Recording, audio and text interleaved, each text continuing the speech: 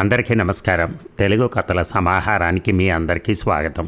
ఇప్పుడు మనం వినబోయే కథ రిటైర్మెంట్. రచన శ్రీ ధవళ గారు. మరి కథలోకి వెళ్దామా? మీ తీర్థయాత్రల ప్లాన్ ఎంతవరకు వచ్చిందమ్మా? ఫోన్లో తల్లి శారదను అడిగింది సంధ్య. కొద్దిసేపు మౌనం తర్వాత శారద అంది, ఏదో అనుకున్నాను కానీ అవన్నీ ఎక్కడ కుదురుతాయి నాకు. అదేంటి అలా అంటావు? నాన్న రిటైర్ అయ్యి 2 నెలలకు అవస్తుంది కదా, ఇంకా తీరిక దొరకలేదా నీకు? నొచ్చుకుంటూ అడిగింది సంధ్య. ఎక్కడమ్మా తీరిక? రిటైర్ అయిన దగ్గర నుంచి మీ నాన్న స్నేహితులు ఎవరో ఒకరు రావటం, వాళ్ళకు వండి వార్చడంతోనే సరిపోతుంది. మీ నాన్న కూడా ఇంతకాలంగా ఆఫీస్ పని ఒత్తిడితో ఒక్కరోజన్నా ఆస్వాదిస్తూ తిన్నదే లేదు. ఇప్పుడు ఒక్కసారిగా తీరిక దొరకటంతో అది చేసి పెట్టు, ఇది చేసి పెట్టు అని అడుగుతున్నారు. అలా గడిచిపోతున్నాయి రోజులు. కూతురుతో చెప్తున్నట్టు కాకుండా తనకు తానే చెప్పుకుంటున్నట్టుగా అన్న శారద, సరే కానీ రవి సంగతులు చెప్పు అంటూ మాట మార్చేసింది. శారద భర్త కృష్ణమూర్తి రైల్వేలో పనిచేసి ఈ మధ్య రిటైర్ అయ్యారు. వారికి 2 పిల్లలు, ఒక కొడుకు ఒక కూతురు. ఇద్దరికీ పెళ్ళిళ్ళయ్యాయి. కొడుకు కోడలు బెంగళూరులో ఉద్యోగాలు చేస్తున్నారు. వారికి 2 ఆడపిల్లలు. కూతురు అల్లుడు హైదరాబాద్లో ఉద్యోగాలు చేస్తున్నారు. వారికి ఒక మగ పిల్లాడు. కృష్ణమూర్తిది రైల్వేలో ఉద్యోగం కావడంతో ఎక్కువగా ట్రాన్స్ఫర్లు అవుతూ ఉండేవి. పిల్లల్ని తిప్పినట్టుగా ఊర్లు మారుతూ ఉంటే పిల్లల చదువు పాడవుతుందని శారదని పిల్లల్ని తమ సొంత ఊరు కాకినాడలో ఉంచాడు మూర్తి. వారి దగ్గరే కృష్ణమూర్తి తల్లి అనసూయమ్మగారు ఉండేవారు. ఏదైనా ఉద్యోగం చేస్తే వేడినీళ్ళకి చన్నీళ్ళగా ఉంటుందని ఉద్యోగానికి ప్రయత్నించమని ప్రోత్సహించాడు మూర్తి. పిల్లలకి మంచి చదువులు చెప్పించాలంటే కష్టపడటం తప్పదు అనుకుని అయిష్టంగానే ఒప్పుకుంది శారద. ఆమెకు త్వరలోనే ఒక ప్రైవేట్ కంపెనీలో ఉద్యోగం వచ్చింది. ఇక అప్పటి నుంచి జీవితం ఉరుకులు పరుగుల మీద సాగినట్టే తోచింది శారదకి. రోజు పొద్దున్నే పిల్లల్ని తయారు చేసి వంట చేసి అందరికీ బాక్సులు సర్ది అత్తగారికి అన్నీ సిద్ధంగా పెట్టి ఆఫీస్కి వెళ్ళేది. సాయంత్రం ఇంటికి వచ్చేటప్పుడు ఇంటికి కావలసిన సరుకులు కూరగాయలు తెచ్చుకోవటం, రాత్రి వంట పని ఆమె దినచర్య. అత్తగారు కొంతకాలానికి గతించారు. ఆ తర్వాత కొడుకు పెళ్ళి, మరొక 2 ఏళ్లకి కూతురికి పెళ్ళి చేశారు. కూతురు సంధ్య పురిటికి కాకినాడ వచ్చే నాటికి శారద ఉద్యోగం మానేసింది, ఇంకా పనిచేయలేక. పిల్లాడికి 3వ నెల వచ్చాక సంధ్య హైదరాబాద్ వెళ్ళిపోయింది. ఆ తర్వాత మూర్తి పనిచేస్తున్న చెన్నైకి మకాం మార్చేసింది శారద. ఎన్నో సంవత్సరాల తర్వాత అమ్మా నాన్న కలిసి ఉండబోతున్నారని పిల్లలిద్దరూ సంతోషించారు. మూర్తి రిటైర్ అయ్యాక ఈ మధ్యన ఇద్దరు కాకినాడ చేరారు. శారదామూర్తి చెన్నైలో ఉండగా ఒకరోజు సంధ్య తల్లిని అడిగింది, నాన్న ఇంకా రిటైర్ అవుతారు కదమ్మా, అప్పుడు అంతా ఖాళీనే, మీ ఇద్దరికి ఏం చేస్తారు అని. శారద ఎంతో ఉత్సాహంతో చెప్పింది, నేను ఎదురు చూస్తున్నది దానికోసమేనే. ఇంతకాలం బాధ్యతలతో ఏమీ చేయలేకపోయాం. ఇప్పుడు ఉద్యోగ బాధ్యతలు లేవు, పిల్లల బాధ్యతలు లేవు. అందుకే నాకు తీర్థయాత్రలు చేయాలనుంది. యూట్యూబ్లో చూసి వెళ్లాల్సిన ఊర్లన్నీ ఒక లిస్టు రాసుకున్నాను కూడా. ముఖ్యంగా ఎప్పటి నుంచో మధుర చూడాలని నా కోరిక. తల్లి ఉత్సాహం చూసి సంధ్యకు కూడా ఆనందం కలిగింది. ఈ విషయం గురించే ఇప్పుడు అడిగితే అలా పొడిగా సమాధానం ఇచ్చింది తల్లి. ఇన్ని సంవత్సరాలకి తనకు నచ్చింది చేస్తోంది అనుకుని సంతోషపడితే ఇలా మాట దాటేసిందేటి అని బాధపడింది సంధ్య. ఇక ఏమిటి, మీ చెల్లెలింటికి వెళ్తావా 20 రోజులు? ఎందుకు అన్నట్టుగా అడిగాడు మూర్తి భార్యని. మా చెల్లెలు కూతురు చిత్ర ఉంది కదా, దానికి పాప పుట్టింది ఈరోజే. మా చెల్లి రమ్మంది కాస్త సాయానికి. చంటి పిల్లతో చేసుకోవాలంటే దానికి భయంగా ఉందట. అక్కని పైగా పక్క ఊర్లోనే ఉండి వెళ్లకుండా ఉంటే ఎలా అండి అని చెప్పింది. సరే వెళ్ళిరా, ఎంత అవసరం ఉంటే పిలిచిందో, నా తంటాలేవో నేను పడతానులే అన్నాడు మూర్తి. ప్రయాణానికి తయారవటంలో మునిగిపోయింది శారద. ఆ రోజు సాయంత్రం సంధ్య ఫోన్ చేసినప్పుడు చెప్పింది శారద తన అనుకోని ప్రయాణం గురించి. సంధ్య వెంటనే అంది, నువ్వు పిన్ని వాళ్ళ ఇంటికి వెళ్తే నాన్న ఒక్కరే ఉండాలి కదమ్మా, హైదరాబాద్ వచ్చేయమని నాన్నని కొన్ని రోజులు మాతో గడపచ్చు. శారదకి ఆలోచన బాగానే తోచింది. సరే సంధ్య, నాన్నతో చెప్తాను అంది. తర్వాత శారద తన చెల్లెలింటికి వెళ్ళటం, మూర్తి సంధ్య వాళ్ళ ఇంటికి బయలుదేరటం ఒకేసారి జరిగిపోయాయి.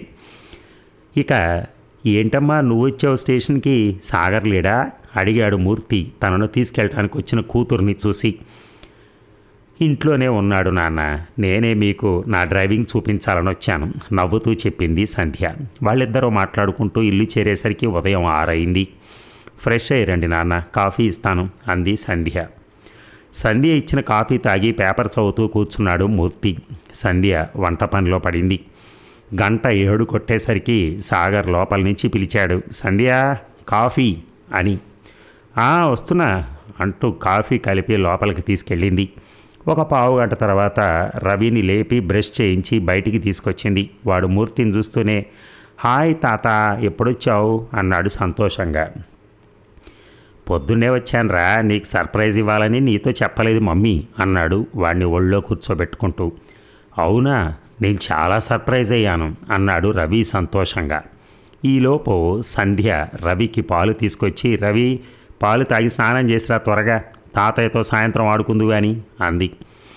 ఓకే మమ్మీ, తాత సాయంత్రం నీకు నా కొత్త వీడియో గేమ్స్ నేర్పిస్తాను అన్నాడు ఉత్సాహంగా. అలాగే అన్నట్టు తల ఊపాడు మూర్తి. సాగర్ బయటకు వస్తూ, బాగున్నారా మావయ్య అని పలకరించాడు. బాగున్నాను సాగర్ అన్నాడు. ఎలా ఉంది మీ రిటైర్డ్ లైఫ్ అడిగాడు సాగర్. చాలా ప్రశాంతంగా ఉంది సాగర్. ఇప్పటికి దొరికిన తీరికతో నా పాత స్నేహితులందరినీ కలుస్తూ కులాసాగా కబుర్లు చెప్పుకుంటూ నచ్చినవి వండించుకుని తింటూ హాయిగా గడిపేస్తున్నాను అన్నాడు మూర్తి. సాగర్ మూర్తి మాటల్లో పడ్డారు. సంధ్య పిల్లాడి వెనక తిరుగుతూ వాడిని స్కూల్కి తయారు చేస్తూనే వంటింట్లో పని చక్కబెడుతోంది. 7:30 అయ్యేసరికి రవికి ఇడ్లీ తినిపించి స్కూల్ బస్ ఎక్కించడానికి వెళ్ళింది. ఈలోపు సాగర్ పేపర్ తిరగేసి వాకింగ్కి వెళ్ళొచ్చాడు. సాగర్ స్నానం చేసి వచ్చేసరికి 8:30 అయింది. రండి నాన్న, టిఫిన్ రెడీ పిలిచింది సంధ్య. మీకు ఇష్టమని పెసరట్టు ఉప్మా చేశాను అంది. మరి పొద్దున్న రవికి ఇడ్లీ పెట్టినట్టున్నావు సందేహంగా అడిగాడు మూర్తి. అదే, వాడు పెసరట్టు తినడం, ఉప్మా అంటే చీ అంటాడు, అందుకే వాడికి ఇడ్లీ చేశాను. మీకు సాగర్కి కూడా ఇష్టమని పెసరట్టు చేశాను అంది సంధ్య. ఆఫీస్కు వెళ్ళేదానివి ఇన్ని పనులు ఎందుకమ్మా అన్నాడు మూర్తి నొచ్చుకుంటూ. ఏం పర్లేదు నాన్న, నాకు అలవాటే అనేసింది సంధ్య తేలిగ్గా. నువ్వు కూడా తినచ్చుగా సంధ్య, మళ్ళీ నీకు ఆఫీస్ టైం అవుతుందేమో అన్నాడు మూర్తి. ఈరోజు మా ఇద్దరికి వర్క్ ఫ్రమ్ హోమ్ నాన్న, తొందరలేదు, నేను మీకు పెట్టేసి స్నానం చేసి వచ్చి తింటాను అంది. తర్వాత సంధ్య స్నానం చేసి వచ్చి అప్పటికే టేబుల్ మీద ఉన్న చల్లారిన పెసరట్టు తింటూ, ఇంకేమిటి నాన్న మీకు కాలక్షేపం బాగానే అవుతుందా అని తండ్రిని అడిగింది. అది సరే కానీ అలా చల్లారినవి తినకపోతే నువ్వు వేడిగా వేసుకోవచ్చు కదమ్మా అన్నాడు మూర్తి. సంధ్య నవ్వుతూ, ఇందాక మీకు వేసినప్పుడు పెనం వేడిగా ఉందని నాకు కూడా 2 వేసేసుకున్నాను నాన్న, మళ్ళీ విడిగా అంటే టైం వేస్ట్ కదా, అయినా ఇదేమైనా కొత్త, నాకు రోజు అలవాటే అంది చాలా తేలిగ్గా. తండ్రి మనస్సు బాధపడింది. సాగర్ ఈ సంభాషణ వింటూ కూడా ఏమీ మాట్లాడలేదు. ఫోన్లో ఏదో చూసుకుంటూ ఉండిపోయాడు. తర్వాత సంధ్య ఆఫీస్ని పని చేసుకుంటూనే మధ్యలో వచ్చి పని మనిషికి గిన్నెలు వేయటం లాంటి పనులు చేసింది. మూర్తి పుస్తకం చదువుతూ ఇవన్నీ గమనిస్తున్నాడు. పని మనిషి వెళ్ళిపోయాక సంధ్య వచ్చి అరగంటలో గబగబా వంట చేసేసింది. ముగ్గురు కబుర్లు చెప్పుకుంటూ తినేశారు. సాయంత్రం రవిని స్కూల్ బస్ దగ్గర నుంచి మూర్తి తీసుకొచ్చాడు. రవి వచ్చాక వాడి షూస్ విప్పించి బట్టలు మార్చింది సంధ్య. రాగానే గేమ్స్ ఆడతానంటే వాడిని ఆపి ముందు హోంవర్క్ చేయమంది. వాడు అయిష్టంగానే బ్యాగ్ తీశాడు. నేను చూస్తానులే సంధ్య, నువ్వు వెళ్ళి నీ వర్క్ చూసుకో అన్నాడు మూర్తి. చాలా థ్యాంక్స్ నాన్న అంది సంధ్య హాయిగా. రవి చేత హోంవర్క్ చేయించాక వాడితో కాసేపు వీడియో గేమ్స్ ఆడాడు మూర్తి. ఈలోపు సంధ్య అందరికీ స్నాక్స్ ఇచ్చి టీ పెట్టింది. సాయంత్రం 6 అయ్యేసరికి సాగర్ ల్యాప్టాప్ మూసేసి హాల్లోకి వచ్చి కూర్చున్నాడు. రవి వాళ్ళ నాన్నతో, నాన్న ఈరోజు ఫ్రైడే కదా, ఏదైనా మూవీ చూద్దాం అన్నాడు. సరే అలాగే రవి అంటూ సాగర్ టీవీ ఆన్ చేసి ఓటీటీలో కొత్తగా రిలీజ్ అయిన సినిమా ఒకటి పెట్టాడు. ముగ్గురు చూస్తున్నారు. సంధ్య మాత్రం ఇంకా ఆఫీస్ పనిలోనే ఉంది. 7 అయ్యాకొచ్చి ఏ సినిమా చూస్తున్నారు అంటూ ఒకసారి టీవీలోకి చూసి అంతలోనే అమ్మో టైం 7 అయిందా అంటూ గడియారం చూసి, నేను వెళ్ళి వంట చేయాలి బాబు అనుకుంటూ వంటింట్లోకి వెళ్ళింది. 1 గంట అయ్యాక భోజనానికి రండి అంది. ఇక్కడికే తీసుకురా మమ్మీ, సినిమా ఇంకా అవ్వలేదు అన్నాడు రవి. ఓకే అని అన్ని టీవీ దగ్గర అమర్చింది సంధ్య. మూర్తి కూడా వెళ్ళి కూతురికి హెల్ప్ చేశాడు. రవి సినిమా పాజ్లో పెట్టి వెళ్ళి నీళ్లు తీసుకునిరా అని పురమాయించాడు. సరే తాత అని పరుగున వెళ్ళాడు రవి. అందరూ సినిమా చూస్తూ భోజనం ముగించారు. సంధ్య వంటింట్లో అన్నీ సర్దుకుని వచ్చేసరికి సినిమా అయిపోయింది. రవి ఇంక వెళ్ళి పడుకో, రేపు హాలిడే ఉంది, నాకు నాన్నకి కానీ నీకు కాదు అంది సంధ్య. సరే మమ్మీ, కానీ రేపు నైట్ మాత్రం నా ఇష్టం వచ్చినంతసేపు చూడని భారీ అంటూ మూర్తికి గుడ్ నైట్ చెప్పి వెళ్ళాడు రవి. ఇంతలో తన ఫ్రెండ్ ఫోన్ చేస్తే మాట్లాడుతూ రూమ్లోకి వెళ్ళాడు సాగర్. ఏమిటమ్మా సంధ్య, నీకు ఆఫీస్ వర్క్ ఎక్కువ ఉంటుందా? చాలా చేసినట్టు కనిపించావు అడిగాడు మూర్తి. అదేం లేదు నాన్న, వంట చేయటానికి రవి ఇంటికి వచ్చాక చూసుకోవటానికి మధ్యలో బ్రేక్స్ తీసుకుంటాను కదా, అందువల్ల కొంచెం ఎక్స్ట్రా టైం పడుతోంది నాకు అని చెప్పింది. ఇంతలో సాగర్ వచ్చి, సంధ్య, నా ఫ్రెండ్ కిషోర్ తెలుసు కదా, రేపు వాడు తన వైఫ్తో కలిసి హైదరాబాద్ వస్తున్నట్ట. కలిసి చాలా రోజులైంది కదా అని మన ఇంటికి లంచ్కి రమ్మన్నాను. ఎలాగూ నీకు రేపు సెలవే కదా అని, ఓకేనా అని అడిగాడు. అలాగా, సరేలే, ఎలాగూ రమ్మని చెప్పేసావుగా, ఏదో ఒక వెరైటీ చేస్తానులే రేపు అంది ఒకంత నీరసంగా. థ్యాంక్స్ అని లోపలికి వెళ్ళిపోయాడు. చూసారా నాన్న, సెలవు రాగానే ఏదో ఒక పని ఇలా వస్తుంది. సర్లే, ఆడవాళ్ళకి తప్పదు కదా, మీకు రిటైర్మెంట్ అయినా ఉంది, కానీ మాకు అది ఉండదు అంటూ నిట్టూర్చింది సంధ్య. మూర్తి ఆలోచనలో పడ్డాడు. ఆ మరుసటి రోజు కిషోర్ అతని భార్య వచ్చారు. మర్యాదక మూర్తి వాళ్ళందరి దగ్గర కూర్చున్నాడు, కానీ మనసంతా ఆలోచనలతో నిండిపోయింది. ఇది వరకు కూడా తాను కొన్నిసార్లు ఇక్కడికి వచ్చాడు, కానీ ఎప్పుడూ తన కూతురు ఇంత కష్టపడుతున్నట్టు తనకు తోచలేదు. ఎప్పుడూ శారదతో కలిసి రావటం వల్ల తను అంతగా గమనించలేదా? అయినా తన కూతురు అల్లుడి కన్నా ఎందులో తీసిపోయింది? ఒక్క వయసులో తప్ప ఇంకెందులోనూ తక్కువ కాకుండా ఉండాలనే వెతికి మరీ ఈ సంబంధం చేశాడు. మరెందుకు సంధ్య మాత్రమే అంత కష్టపడుతోంది? ఇది వరకు సాగర్ ఇలా ఉన్నట్టు తనకు గుర్తులేదే. అయినా అతన్ని తప్పుపట్టడానికి తనకు ఏం అర్హత ఉంది? తను కూడా ఇంట్లో ఇలాగే ప్రవర్తిస్తాడు. పైగా తన భార్య ఇష్టాయిష్టాలకు ఎక్కువ విలువిస్తాడని మంచి పేరుంది బంధువర్గంలో. ఇక్కడి పరిస్థితులు చూశాక ఇప్పుడు అనిపిస్తోంది తాను శారదకు తగినంత సాయం చేయలేదేమో అని. అవును, తానెప్పుడూ శారదకింటి పనిలో సాయం చేయలేదు. శారద ఎప్పుడు అడగలేదు కూడా. మరి ఇప్పుడు సంధ్య అయినా సాగర్ను ఒక్క మాట అంటలేదు కదా. కానీ ఒక తండ్రిగా తన కూతురి కష్టం తన కళ్ళకు కనపడింది. కానీ తనతో ఇన్ని సంవత్సరాలు కష్టంలోనూ సుఖంలోనూ సహచర్యం చేసినటువంటి శారద కష్టం తనకెప్పుడూ కనపడలేదు. ఇంత చిన్న విషయం ఇంతవరకు తన గ్రహింపుకు రానందుకు చాలా సిగ్గుపడ్డాడు. అక్కడ ఉన్నన్ని రోజులు సంధ్యకు తనకు చేతనైన సాయం చేస్తూ వచ్చాడు. ఒకరోజు సంధ్య అడిగింది, నాన్న, ఇంకా మీరు ఆఫీస్కి లేదు కదా, ఏవైనా గుళ్ళు గోపురాలు చూసి రావచ్చు కదా, అమ్మకి ఎప్పటి నుంచో కోరికగా ఉంది అని. అవునా, అమ్మ వెళ్ళాలనుకుందా అడిగాడు మూర్తి. అనుకోవటం ఏంటి నాన్న, మీరు రిటైర్ అయ్యాక ఎక్కడికి వెళ్ళాలో ఒక పెద్ద లిస్ట్ రాసి పెట్టుకుంది కూడా. అందులో మొదటిది మధుర చెప్పింది నవ్వుతూ. ఇంత కథ ఉందా? నాతో మాట మాత్రం చెప్పలేదు అన్నాడు నిష్ఠూరంగా. ఈ మధ్యనే కదా నాన్న మీకు తీరిక దొరికింది, అందుకని మీ స్నేహితుల్ని కలుస్తూ ఎంజాయ్ చేస్తున్నారని ఊరుకుంది అమ్మ. అయినా అమ్మ ఎప్పుడూ చెప్పదు కదా తన మనసులో కోరికలు అంది సంధ్య. పోన్లే, నాతో చెప్పి మంచి పని చేశావు. వచ్చే నెలలో మా ఇద్దరికి మధుర వెళ్ళటానికి టికెట్స్ బుక్ చేస్తాను. అమ్మతో ఇప్పుడే అనకు, సర్ప్రైజ్ అన్నాడు మూర్తి. చిన్న పిల్లాళ్ళ చెప్తున్న తండ్రికేసి అలాగే అన్నట్టుగా తల ఊపింది సంధ్య. శారద ఇంటికొచ్చే రోజు తనకంటే ముందే మూర్తి ట్రైన్ దిగాడు. శారద వచ్చే సమయానికి తనకు వేడిగా కాఫీ చేసి ఇవ్వాలనుకుంటూ దారిలోనే పాల ప్యాకెట్ కొని ఇంటికి వెళ్ళగానే ముందు డికాక్షన్ చేసి అప్పుడు స్నానానికి వెళ్ళాడు.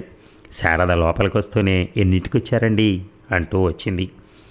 నేను 6ంటికి వచ్చానులే, నువ్వు వెళ్ళి కాళ్ళు చేతులు కడుక్కునిరా, మంచి కాఫీ ఇస్తాను అన్నాడు. శారద ఆశ్చర్యంగా, అబ్బో మీరు పెట్టారా అంది. ఏ నాకు రాదనుకున్నావా? ఇది వరకు అంతా నేను చేసుకోలేదా ఏమిటి అన్నాను కెనుకగా. అంటే రాదని కాదు అని ఆర్ధోక్తిగా ఆపేసింది శారద. కాఫీ తాగుతూ విశేషాలు మాట్లాడుకున్నారిద్దరు. నీకో సర్ప్రైజ్ అన్నాడు మూర్తి. ఏమిటండి ఈరోజు అన్నీ కొత్తగా అంటూ నవ్వేసింది శారద. జీవితంలో కొత్త పాఠాలు నేర్చుకున్నప్పుడల్లా మనం కొత్తగా మారుతూనే ఉంటాం కదా, అది ఏ వయసుకైనా వర్తిస్తుంది. సంధ్య వాళ్ళింటికి వెళ్ళి చూశాకే నాకు నీ కష్టం అర్థమైంది. ఇంతకాలం కేవలం నా కళ్ళతోనే చూశాను, కానీ ఇప్పుడు మనసుతో చూస్తే అర్థమైంది ఇంటి పనులు ఆఫీస్ పనులతో నువ్వెంత కష్టపడ్డావు అన్న విషయం అన్నాడు. ఏమిటో చాలా కొత్తగా మాట్లాడుతున్నారు. నేను కష్టపడ్డాను నిజమే, కానీ అదంతా మన కుటుంబం కోసమే కదా, మీరు మాత్రం కుటుంబానికి దూరంగా ఉండి కష్టపడలేదా అంది శారద. అవును శారద, అందుకే నాకు రిటైర్మెంట్ ఉంది, కానీ నీకు అది కూడా లేదు. అందుకే ఇక నుంచి మనిద్దరం పనులు పంచుకుంటూ మనం గతంలో టైం లేక చేయలేకపోయినటువంటి పనులన్నీ చేద్దాం, సరేనా అన్నాడు మూర్తి. బాగానే ఉంది, అంతకంటే ఇంకేం కావాలి? ఇంతకీ ఆ సర్ప్రైజ్ ఏమిటో చెప్పండి అంది శారద కుతూహలంగా. మనం మధుర వెళ్ళటానికి టికెట్స్ తీసుకున్నాను అన్నాడు మూర్తి మెరిసే కళ్ళతో. అవునా, సంధ్య చెప్పిందన్నమాట మీకు అంది శారద ఆనందంగా. అవును. నీ లిస్ట్ ఇప్పటికైనా నాకు చూపిస్తే నేను కూడా మంచి భర్త అవ్వటానికి ప్రయత్నిస్తాను మరి అన్నాడు మూర్తి ఆట పట్టిస్తూ. ఊరుకోండి, ఇప్పుడు మీరు మంచి భర్త కాదని ఎవరన్నారు అంటూ నవ్వేసింది శారద. ఇక మొత్తానికి నన్ను విల్లన్ని చేసి మీ నాన్నగారికి సినిమా చూపించావుగా అన్నాడు సాగర్ చపాతీలు ఒత్తుతూ. సినిమా కాదు, మా అమ్మ మనసు ఆయనకు అర్థమయ్యేలా చూపించాలనుకున్నాను అంతే. మా నాన్న చాలా మంచివారు, కానీ భార్య చెప్పకుండానే తన మనసులో మాట తెలుసుకునే తెలివితేటలు లేవు. మా అమ్మ ఏమీ బయటికి చెప్పదు, అందుకే ఈ చిన్న నాటకం అంది చిన్నగా నవ్వుతూ. అయితే మాత్రం ఇప్పుడు వాళ్ళిద్దరూ నన్ను తిట్టుకుంటూ ఉంటారు నిన్ను కష్టపెడుతున్నందుకు అన్నాడు బాధ నటిస్తూ. అయితే ఈసారి మా అమ్మ నాన్న వచ్చినప్పుడు వంట మొత్తం నువ్వే చేయి, నేనేమీ అడ్డు చెప్పను అంది సంధ్య కళ్ళెగరేస్తూ. ఆ వంట తిన్నారంటే అప్పటికి క్షమించరు నన్ను అన్నాడు సాగర్. ఇద్దరు నవ్వుకున్నారు పెద్దగా. చూసారా, ఆ అల్లుడు కూడా ఎంత మంచివాడండి నిజంగా.